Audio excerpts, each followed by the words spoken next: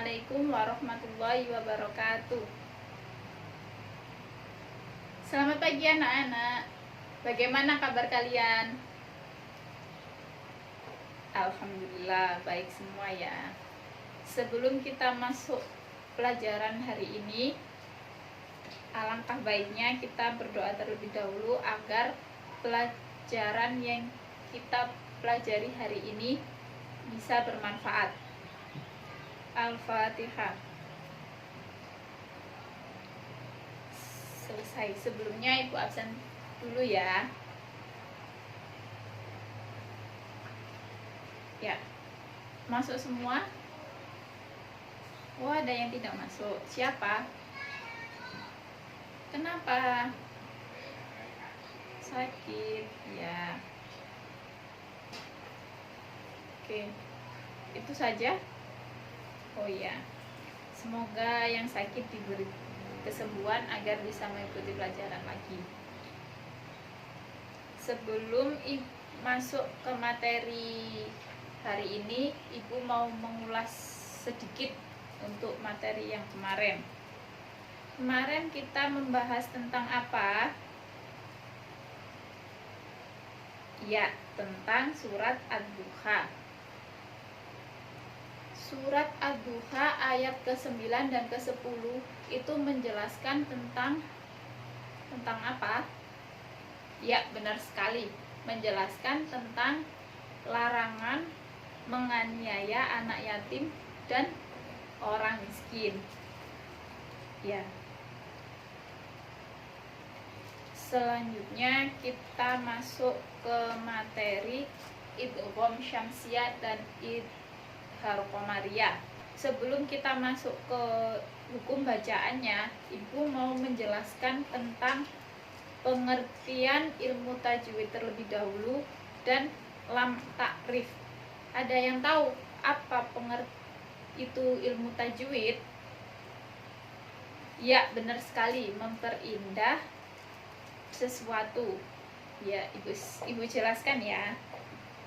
Ilmu tajwid merupakan pengetahuan tentang kaidah serta cara-cara membaca Al-Quran dengan sebaik-baiknya. Tujuan ilmu tajwid itu memelihara bacaan Al-Quran dari kesalahan dan perubahan serta memelihara lisan atau mulut dari kesalahan membaca. Maksudnya gimana, Bu?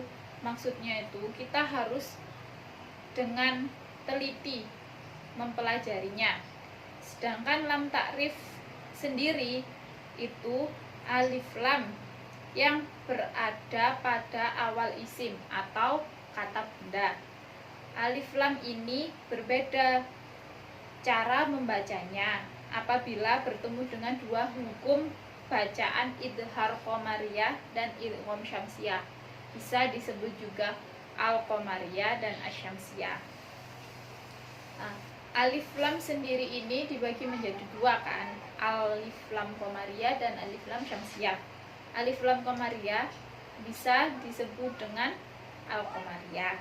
Idhar qamariyah sendiri itu dibagi menjadi 14 huruf bacaan, yaitu alif, ba, boin, ha, jim, kaf, wawu, kho, fa, ain, kof, ya, mim, dan hamzah. Ya. Selanjutnya apa? Alif lam syamsiyah. Alif lam syamsiyah bisa disebut dengan al-syamsiyah atau idgham syamsiyah. Itu juga dibagi menjadi 14 huruf. Apa saja? Yaitu to, ta, sod, ro, ta, dod, dal, zain, nun, dal, sin, dot, shin, dan lam. Idhar qamariyah. Kita mempelajari pengertian idhar qamariyah. Ada yang tahu Komariah sendiri itu artinya apa? Hah? Ya, Komariah sendiri itu artinya seperti bulan. Maksudnya gimana, Bu? Idhar Komariah disebut juga dengan Al-Komariah apabila alif lam tersebut bertemu dengan huruf Komariah. Cara membacanya, huruf lam yang mati dibaca dengan jelas atau terang. Contohnya, alif lam bertemu dengan kho, dibaca al-khobiru. Alif lam tersebut ketika bertemu dengan kho itu dibaca jelas. Ada lagi contohnya, alif lam bertemu fa, al-faslu, itu langsung jelas. Alif lam bertemu dengan fa itu jelas. Selanjutnya alif lam bertemu qaf, al-qahiru, itu dibaca jelas juga karena alif lam bertemu dengan qaf. Baik. Selanjutnya pengertian dari idgham syamsiyah. Idgham syamsiyah sendiri, ada yang tahu apa pengertian dari syamsiyah itu? Ya, syamsiyah itu artinya matahari. Idgham syamsiyah disebut dengan al-syamsiyah apabila alif lam bertemu dengan huruf syamsiyah. Biasanya dalam Al-Quran, apabila lam takrif bertemu dengan huruf syamsiyah, pasti itu ditandai dengan tanda tasydid. Cara membacanya bagaimana? Cara membacanya, huruf lam yang mati dimasukkan atau dileburkan kepada huruf di depannya, kepada huruf syamsiyah tersebut. Contohnya, alif lam bertemu dengan sin, assalamu, itu cara membacanya. Jadi alif lam bertemu sin, sin di sini pasti ada tasydidnya. Itu dibaca dengan dimasukkan atau dileburkan.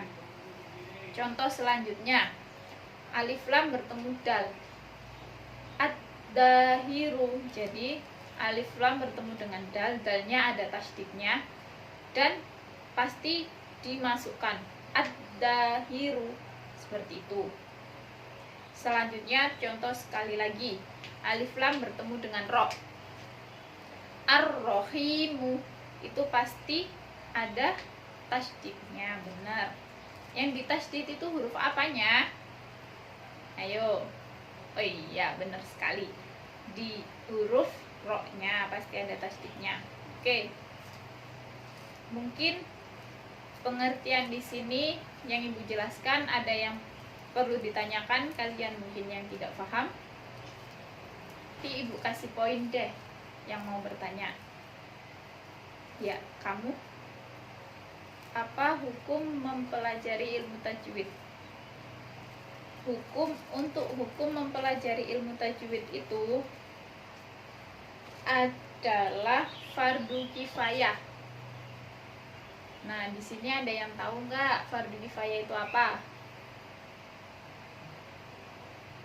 Gini deh, perbedaan dari fardu kifayah dan fardu ain itu apa?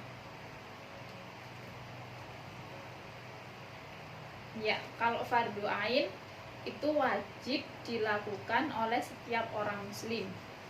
Sedangkan fardu kifayah apa?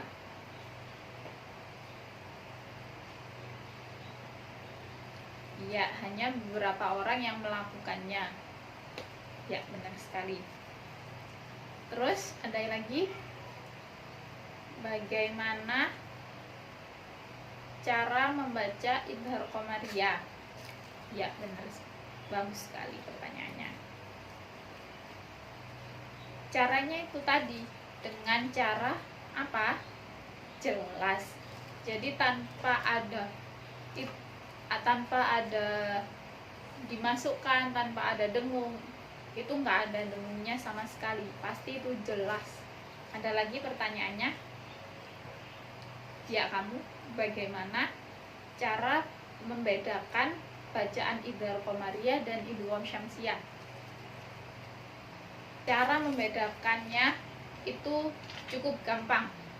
Kalau idhar qamariyah itu jelas dan tampak, jadi tanpa ada tanda tasydid atau apapun, itu pasti idhar qamariyah dan jelas, dan pasti ada huruf bacaan idhar qamariyahnya. Kalau idgham syamsiyahnya sendiri itu di bacaan al-syamsiyah, di huruf syamsiyahnya itu pasti ada tasydidnya. Seperti itu. Apa kalian sudah paham mengenai materi ini? Sudah. Alhamdulillah.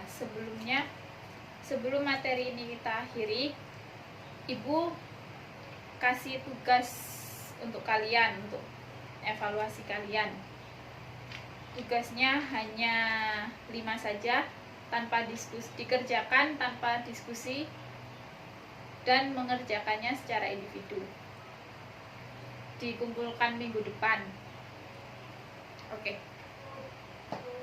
Sebelum kita mengakhiri pelajaran hari ini, kita membaca hamdalah terlebih dahulu. Pelajaran kita akhiri, Ibu mau berpesan untuk kalian semua.